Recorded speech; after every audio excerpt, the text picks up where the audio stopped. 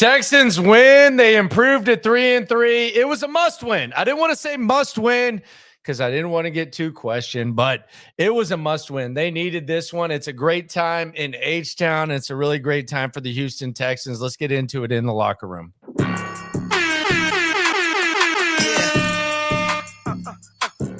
Yeah, it's the Locker Room on YouTube.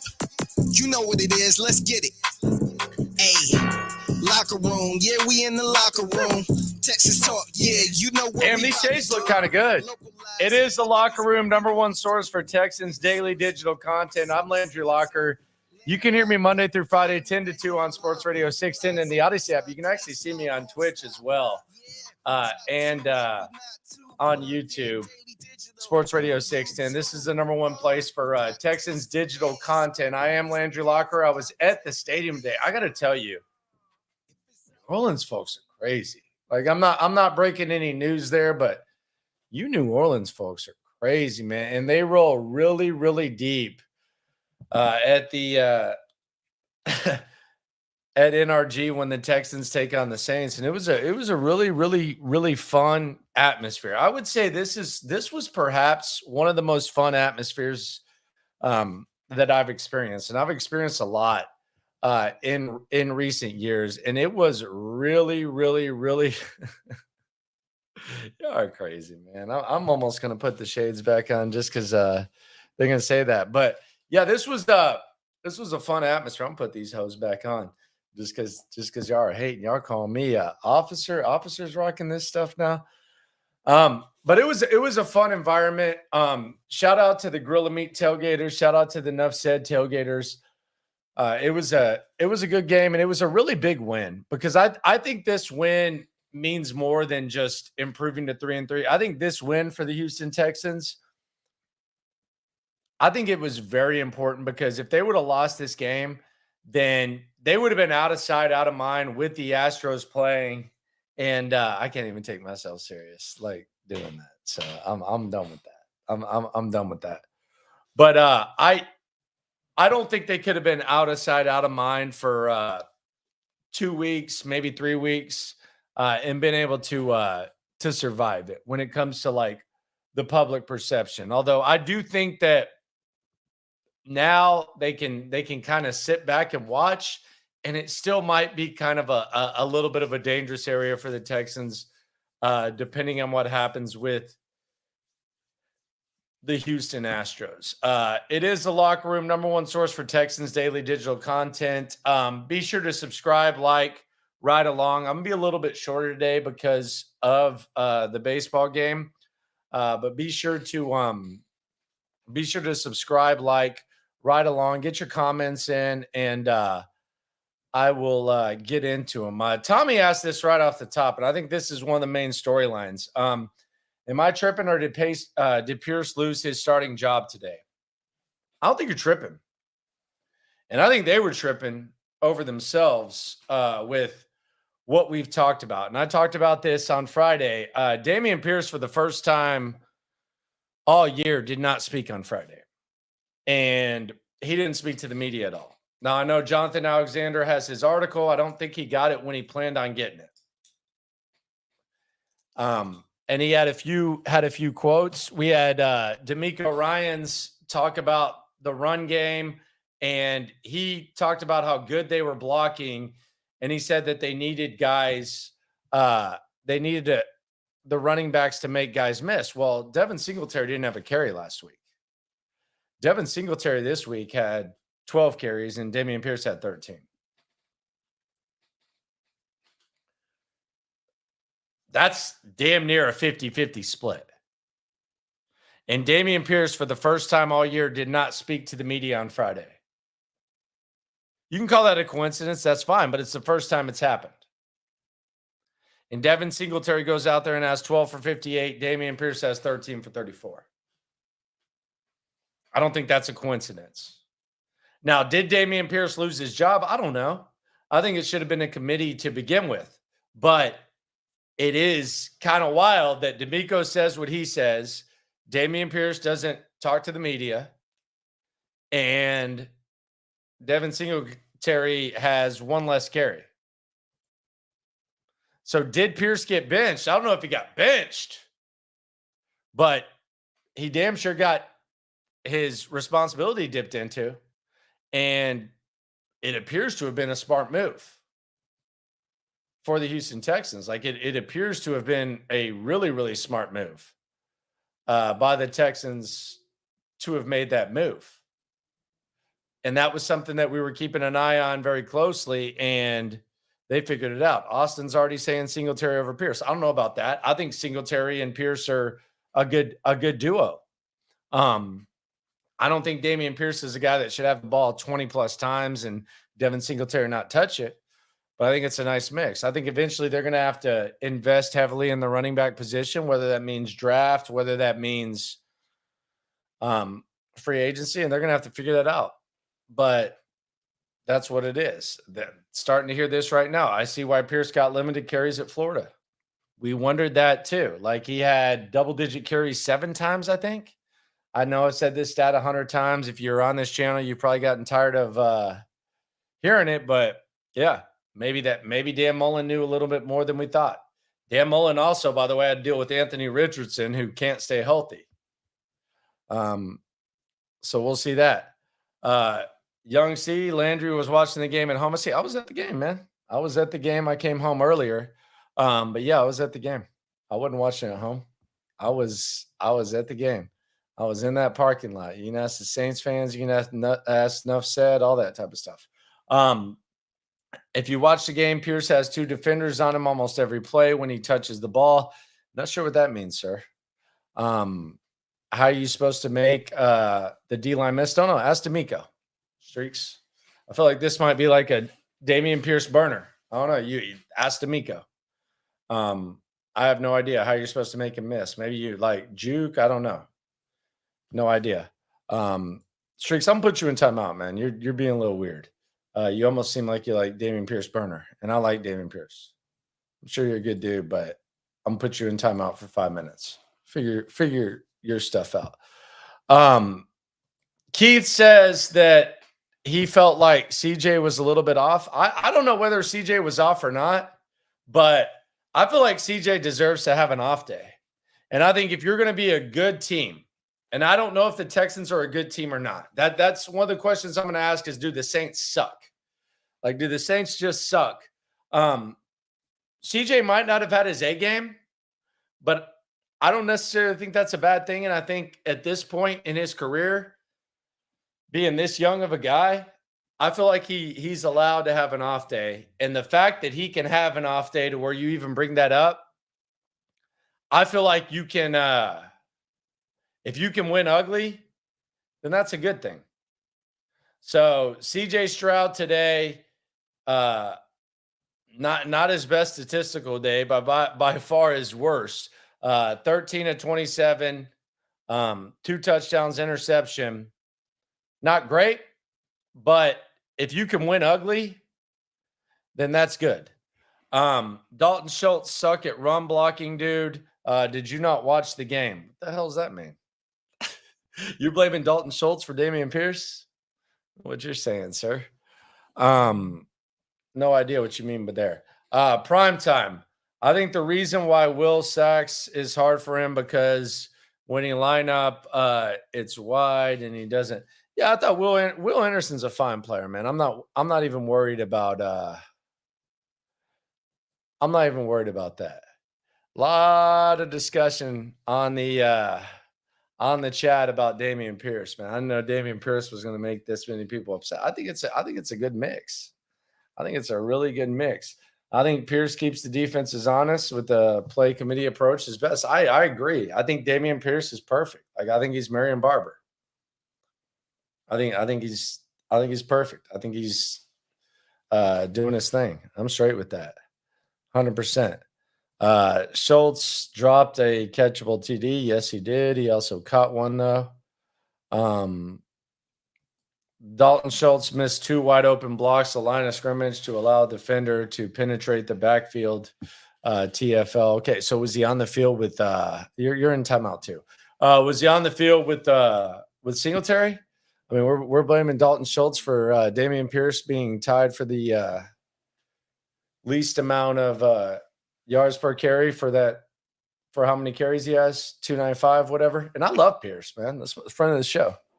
Shout out to everyone for coming through. Couple things I want to touch on. When the Texans took the 7-0 lead, I think Noah Brown deserves a lot of credit. Noah Brown, obviously no Tank Dell, which kind of hurt the Texans a little bit, but I thought that Noah Brown was immediately ready to go. He had the 34-yard catch. He was blocking very well. And I thought Noah Brown, I think he deserves a lot of credit for just being ready to go and kind of setting some sort of tone. He's Jersey tough. He's a pizza snob. He doesn't like Houston pizza. But I thought that Noah Brown was good today. I was good with Noah Brown. Robert Woods, solid today as well. Shout out to him. Another thing I want to touch on before we hear from D'Amico Ryans and CJ Stroud. And CJ Stroud's at the podium right now. We'll go check that out in a second. Derek Carr throwing the ball 50 times, I think it's hilarious.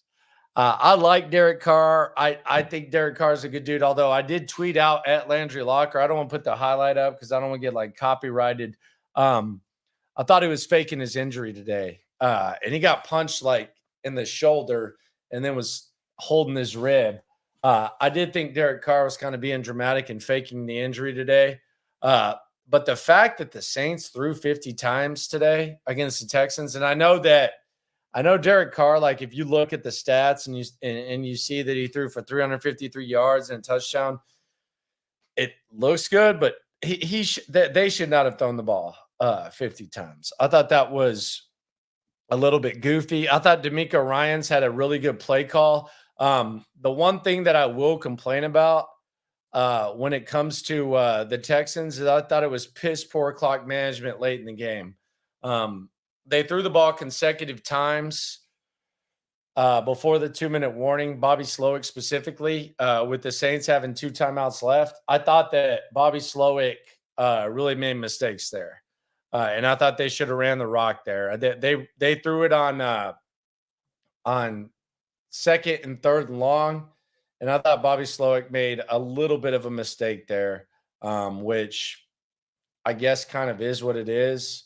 But I thought that was fortunately, it didn't cost the Texans anything. But I thought it was very, very poor clock management, and I thought it could have backfired.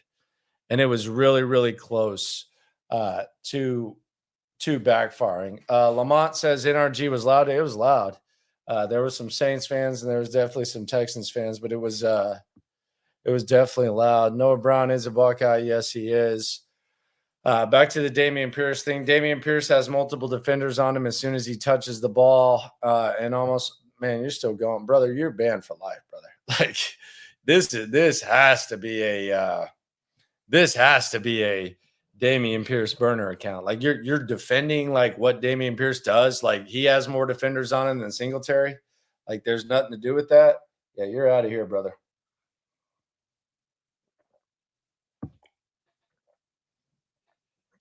Do you feel like they should have gone for it on some of those fourth downs? No, I thought that decision making was fine.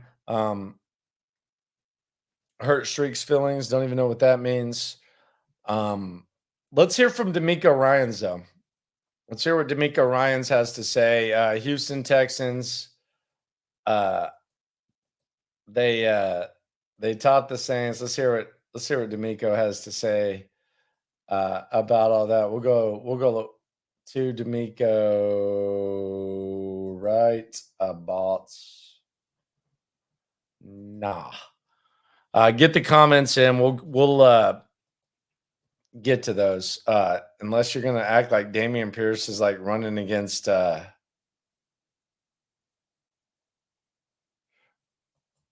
unless you feel like Dameon Pierce is running against a different squad. Here we go. Here's D'Amico. Let's get to him here on in the locker room. Here we go. Let's get to him.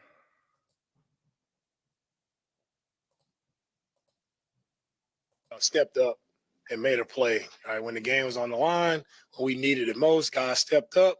And it's tough to win in this league, but it was awesome to see the way our guys grinded it out, the way they stepped up right there at the end with Nelson making a big-time interception there. I mean, couldn't be more proud of the defense from the growth from last week to this week. That's what I continue to see in our team is just growth, right? Being resilient. I see growth These for moments you, were in the homie. same situation last week, but to see the growth and to see us finish it out, and it was awesome. Miko, what does it mean to the team to be 3-3 going into the bye week? What does it mean to be 3-3? What kind of question is that, McLean? What does it mean to be 3-3? What the F do you mean it means? I mean, what do you think it means, McLean? What kind of weak ass question is that? What does it mean to be 3-3? It means you're 3-3. What do you want him to say? Like he wants to have a good time with it? Man, I'm just rambling. Let's go. One more. During the bye week, work on the running game inside the 5-yard line.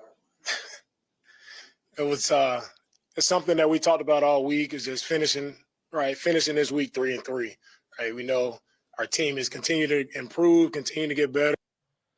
Man, well, let's go to a different one here with D'Amico. We'll let him same situation last week, but to see the growth and to see us finish it out, get this. And it was awesome. Question one more time. Here we go. Miko, what does it mean to the team to be 3-3 going into the bye week? What does it mean? What does it mean to be 3-3? It means you're 3-3, homie. What the hell does that mean, John? He's even laughing. It was it's something that we talked about all week is just finishing this week 3-3. Right. We know our team is continue to improve, continue to get better, but it was very important for us, right, to finish with a win this week before heading to our bye week. Just go in just with a better feeling. You can enjoy your bye week a little bit better off of a win. Definitely still things to clean up, and we understand that on all three phases. There are a lot of things that we can clean up, but it's a lot easier to clean things up with a win. How did you feel like your rushing attack did in that first half? In particular, I think you had 97 yards rushing. And then what adjustments did you feel like the Saints probably made during the second half? I felt really good about our run game. I think this may have been our best run performance of the year. It was good to see, us moving the ball, getting some good runs. Good to see, motor. He's talking about motor. He's talking about Devin Singletary. DP, both guys having, success in the run game. And we just have to continue to grind at it, continue to work at it. Credit to our offensive line and what they did. They grinding. Moving those guys off the line of scrimmage. This was a tough defense to run the ball on, and we did a really good job. And they tightened it up in the second half and, forced us to throw it a little bit more than we wanted to. But the way we ran the ball in the first half was what we look forward to do and who we want to be. But we still want to do more. We still want to just run it as much as we can throughout the entire game. Coach, can you talk about the way that CJ played today in particular? Man, he made the mistake by throwing the interception. You always get the ball back, and he was able to drive you down the interception. With CJ, it's the same. It's resiliency, right? Even though he throws his first interception of his career, right? And, I can't say enough about Nico first, right? And his effort. Good hustle. For his mindset to go and get the ball back in that situation. And the resiliency of our offense just to, no matter what happened, bad things happen, but you don't let that affect the next play. They went down, drove on them and scored right there. I think that was the turning point of the game for us on offense. And bad things happen, we responded the correct way. And that's what you continue to see from CJ.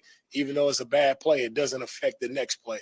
And that's growth, and that's really great to see from a young quarterback. That was a badass hustle by Nico. Similar resiliency. Steve Nelson gives up a touchdown, he gives up a longer pass, makes the interception. What did you see on the interception? What did you think about the play that he made there after having him go after a little bit earlier? Yeah, we had a couple shots on us. We had our opportunities to make plays. Thought Steven played a really great game. It's all tied together, rushing covers. We got to rush better.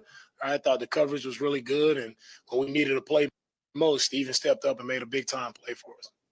Hey, Coach, can you talk about what you've seen out of Will Anderson Jr. today, and how much does this game actually represent the impact he has had on the defensive front?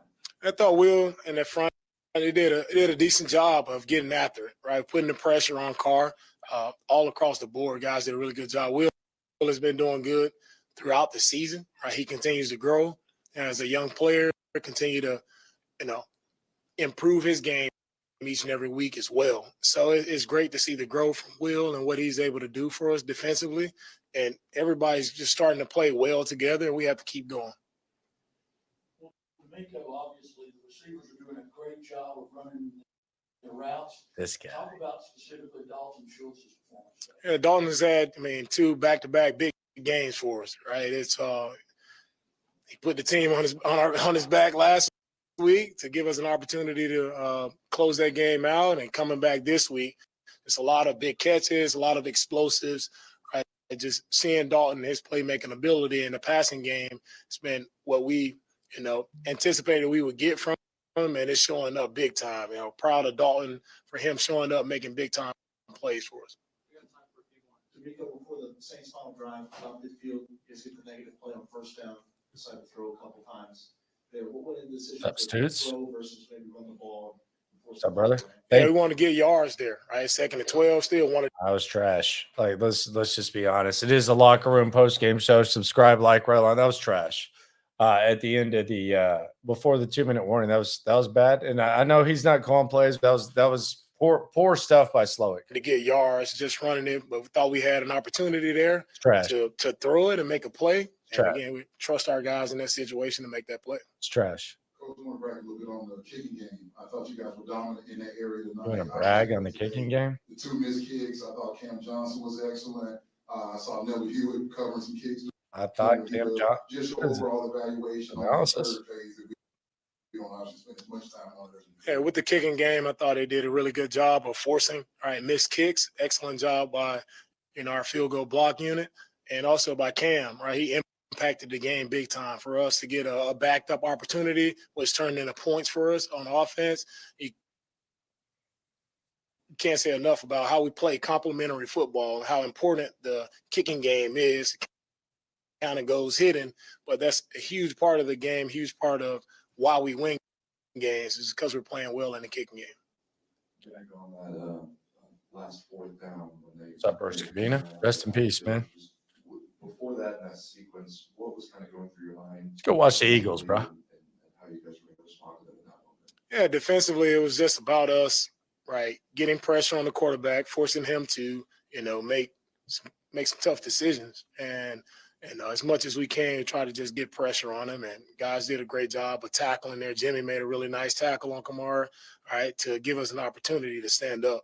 But guys executed, right? When it's a critical situation, situations where we haven't been really good defensively is in the red zone. I think our guys stood up today and shut them out in the red zone, and that was the difference in the game.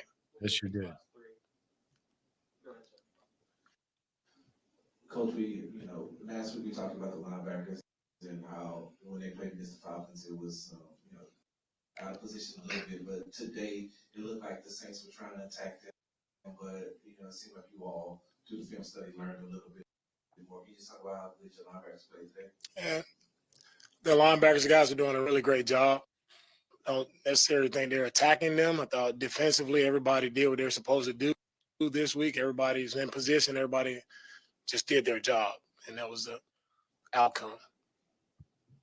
Could you comment on the fact that your not defensive red zone, but your offensive red zone, because you had the 1st and 10 on the 2-yard line pass interference, and feel like you got stalled at, which you feel like probably put the game away for you on that particular series.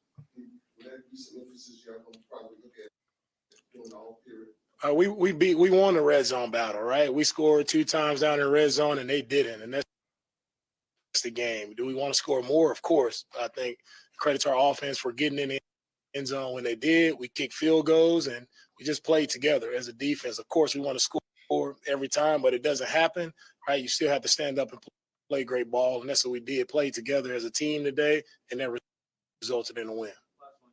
D'Amico, how would you describe Cashman's performance, and what does he mean to this defense? Hey, Cashman has done a great job for us. He had Talk that a lot of cash tackles today, flying around all Talk over the that field. cash Really in. great in the passing game. He's done a really good job showing up, making big-time plays for us when we need it most. So proud of Cash and his development. And, what he provides is just confidence. When we're out there in passing situations, we know he plays really well in coverage. He's done a great job of tackling and just playing sideline to sideline. Well, just balls out. Blake Cashman, man, that dude can ball. Shout out to everyone for coming through. It is the Locker Room here on YouTube. Be sure to subscribe, like, right along. We'll hear from CJ Stroud in a second. CJ Stroud, statistically not his best game, but couple touchdown passes and the Texans winning ugly. I think it's important to show that you can you have the ability to win ugly. I think that is very important if you are going to be a good squad or not. Piss poor clock management. I've been talking about that a little bit. I know some people took exception to that, but I thought it was bad. I thought it was bad. Like the fact that you can complain after a win, I think it means we've come a long way, for sure. Let's hear from CJ Stroud. CJ Stroud at the podium. Let's hear what he had to say after the win. Texans win. They improved to 3-3 before the bye. Kind of this point, 3-3 after this game. How do you reflect on where this team is right now? Yeah. First of all, I just want to give all glory and praise to my Lord and Savior Jesus Christ. Was a hard fought win. Needed that one, man. Our biggest thing was empty the tank and leave the game 3-3 and going into the bye week. So it's huge for us. Got to have a good bye week and get better there. Rest up, because it's going to be a big time second half of the season that we need to execute better and be better at. So happy with the win and proud of my guys for being resilient and fighting. So after you threw your first career interception, how were you able to shake it off so quickly and lead the team on a touchdown drive? It's life, it's ups and downs. My teammates were all like, "Man, you got this. Let's go." And I look back, D'Amico was like, "Man, you got it." Like I can see it in his eyes that he cared about how I was going to respond. So for me, that means a lot just for them to have trust and faith in me, and I'm gonna have trust and faith in myself too. Like I know that play, he made a good play, and they weren't gonna give me again. So just learning from that. Excited that we went down and scored. I thought that was really big. So a lot of other things I can clean up, like some things I probably did worse than that interception that wasn't really highlighted. So for me, just getting better. Question. The improvement in the running game and also the red zone, what do you attribute that to today? What do you think was different about you guys? Just hard work, man. We work our tails off at practice on the little details. D'Amico was up here for 45 minutes showing us the details of all the positive plays we've had. And we were kind of like, man, we shouldn't be 3-3. We should be better than that. But we are, because we missed details on little certain plays. That's what it boils down to. So we just really worked hard at practice, honing out the details, getting better every day, being better in the red zone, the run game, getting IDs right, me being precise and getting guys lined up right. So it was a good thing for us to have a good week of practice going into I think this week was our best week of practice and preparation. You guys were talking a lot about buy-in and culture that set and centered by the coach. What do you feel like the difference that's made in being 3-3 at this point of the season? I think it's everything. I mean, I feel like all the games that we've played so far has been dogfights, like from Ravens all the way now to the Saints. Like I don't think it was one game we thought we were out of. We might have went down early or went up early, but we fought the whole way. And one thing I'm learning about this league, man, it's not easy to win. Like, of course, we didn't play perfect. I didn't play perfect. Win ugly, made some baby. better plays, but Win ugly, baby. like, you gotta be happy with a win, man, because that's a Win ugly. great Saints defense. They're stacked from left side all the way to the right. So it was a blessing to get a win against a tough defense like that. Oh yeah. Go ahead. Two quick questions. You've been confident from the beginning that this team had what it takes to kind of compete. I'm curious, what gave you confidence, and then I'll ask you a small question after that. I think just like one, what I've been through in this game, coming from a place like Ohio State, having ups and downs, and just knowing like the next play is the best play. Like it's not about what's happened before or the game before or whatever. It's about going 1-0 every play. And I can go all the way back, all the way to high school and just trying to just find because I like my head coach is sitting right back there for high school, so it made me think about him. But he'll tell you like at times like man I would get flustered, I would get pissed like because I want to be so great and like I work really hard on the little details on like straining 2 yards every play after the whistle's blown, like every little thing that I've been taught to do, I want to do it like for the glory of God and for my teammates. So I get really down on myself sometimes. Like I'm probably my biggest critic. And I remember in college, we're playing the Rose Bowl, and I threw a pick right coming out the half. We were down by 2 scores, and I remember like Coach Day looked at me and gave me like a look and was like, "Man, you got this. Like, let's go." And ever since then, man, I just started like kind of playing carefree. And he trusted me on 4th down a lot, and I made plays, and like a lot of confidence was built back then. So it's kind of where it stems from.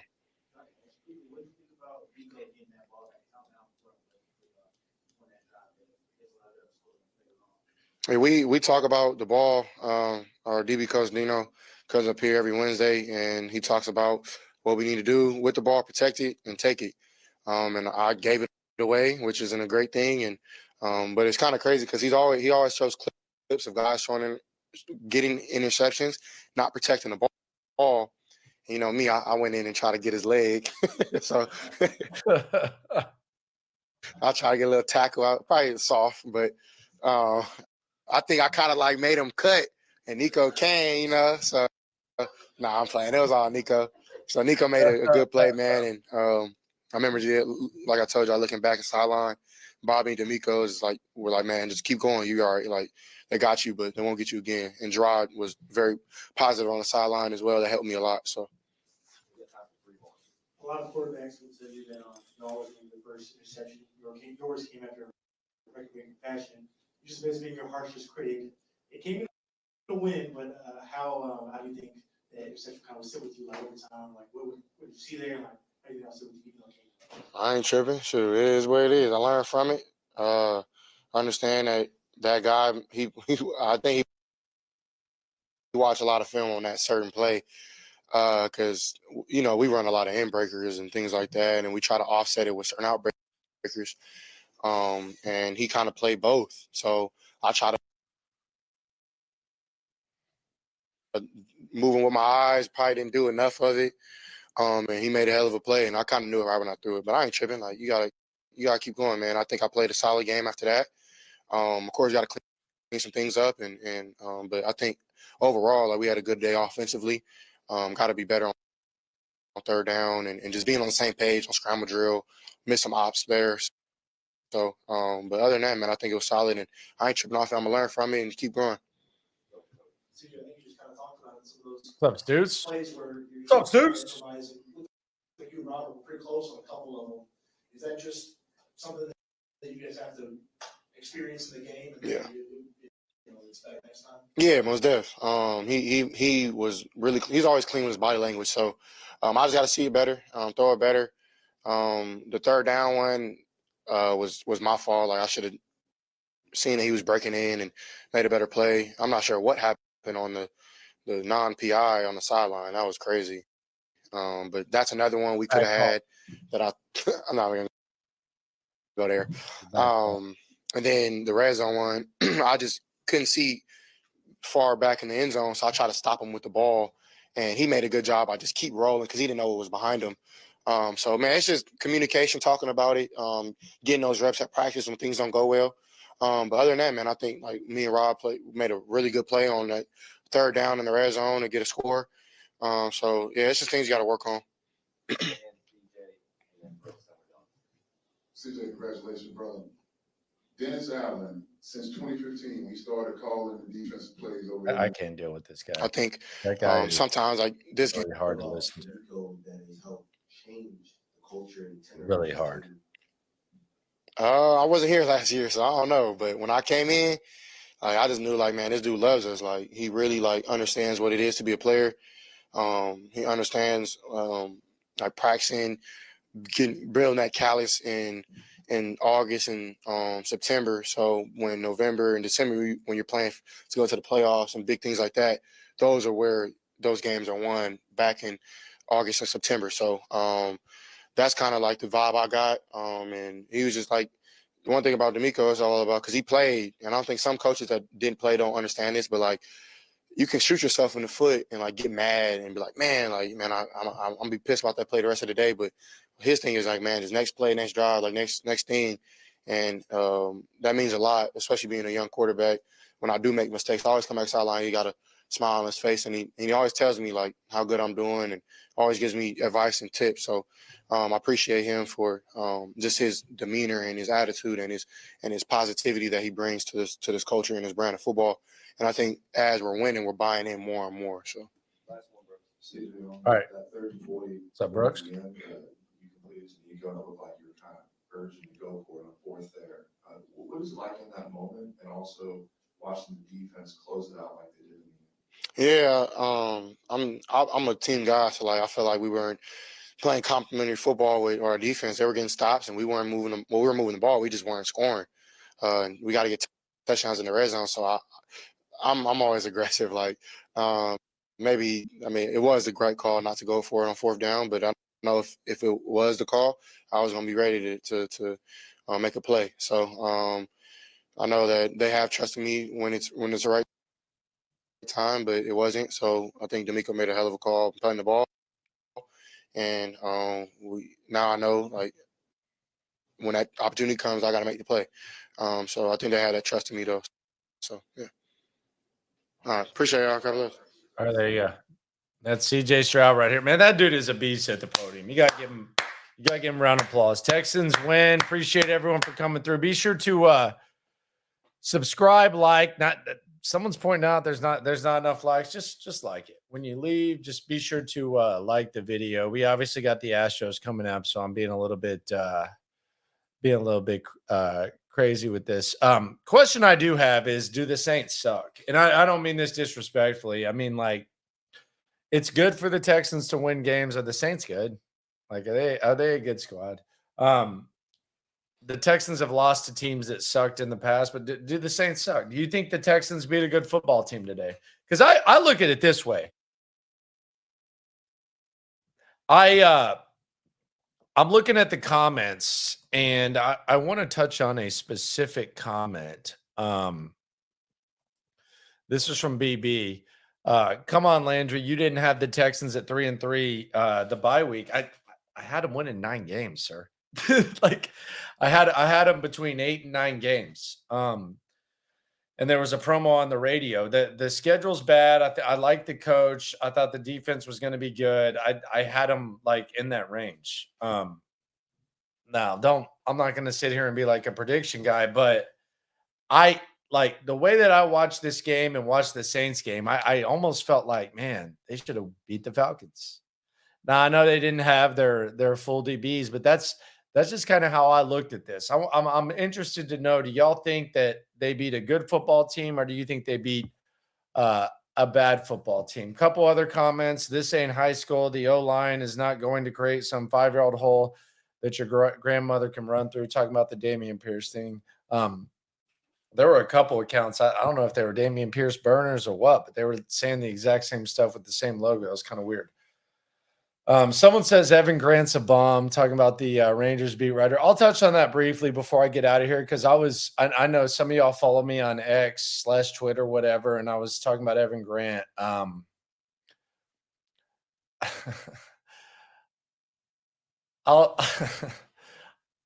You can kind of tell it kind of like makes me, it actually like gives me a knot in my stomach, even like acknowledging it. So a long time ago, I used to work with a dude named Richard Durd. He's dead. He's passed away. He's gone now. But he's the nicest dude ever. He's like a baseball Hall of Famer type of dude. Real nerdy, real nice, real wise dude. Like nobody ever had anything bad to say about him. But Evan Grant, who is all of a sudden become like the moral high horse guy of everything. He used to treat Richard like ass, like and like at a disgusting, like Mean Girls on steroids type of level. When Richard became a radio guy, Evan Grant tried to like get his baseball writers thing revoked. He would like it was like real petty, like real mean stuff. And I would talk to Richard daily because he was like kind of my dude. And he would always talk about like how much it bothered him, like almost like in like a really like weird way. And I actually witnessed it one time when I was in the press box with him, just how bad it was. And Evan, when Richard died, and it was abruptly, I actually talked to Richard like 5 hours before he passed away. He collapsed abruptly. Evan all of a sudden became the voice of like how great Richard was, and like just kind of minimized it as, it was just like a competitive type of thing and stuff.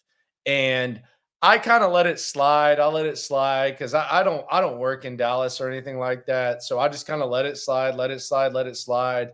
And as time has gone on, like since that's happened, like there's been multiple times where Evan tries to like play like the moral high horse. I'm like in multiple occasions, whether it's like what baseball should do with like this stance and all that type of stuff. But today he decided that he was going to put out like some sort of, hey, Astros fans and hey, Rangers fans, blah, blah, blah. Like I didn't even read the whole thing, but I had people from Dallas hit me up and saying, man, how funny is this that this clown, and there's a lot of people who interact with him daily and have him on, how funny is it that this clown thinks that he's like the moral high horse guy? And I just finally decided to call him out for treating my friend like he did when he was alive, and then like acting like he was like holier than thou when he died. And when he's doing it in his own lane, I'm fine. But when you start like bringing Houston people into it where I work, I just thought it was kind of whack. So that was the whole point of that Evan Grant thing. I think he's one of the worst human beings I've ever seen. And there's multiple people in Dallas who talk to him, interview him, interact with him that like think the same thing. And it's actually kind of comical that he thinks he's like some sort of moral high horse. I think there's a special place in hell for him. And, that's just the reason I said that. Moving on, though, D'Amico blitzing. I think the D'Amico run blitz is one of the best things. D'Amico has a really, really, really good sense of when to run blitz and when not to, and I think it goes back to film study, and I think it kind of bleeds in with the CJ Stroud type of stuff. So I'm with you on the blitzing. He's blitzing more. Didn't blitz against Atlanta like at the end, but I think that had a lot to do with like the depleted secondary. Nelson had that missed interception. Yes, he did. And that should have been the game, man. That was a rough one. Just kind of mistimed that. What do you think about the running game? I think the running game is split. I think Dameon Pierce was, it's clear that D'Amico Ryans thought that Dameon Pierce did not, and Bobby Slowick probably for that matter, did not think that Dameon Pierce was making enough guys miss. And I think that was apparent by the stuff.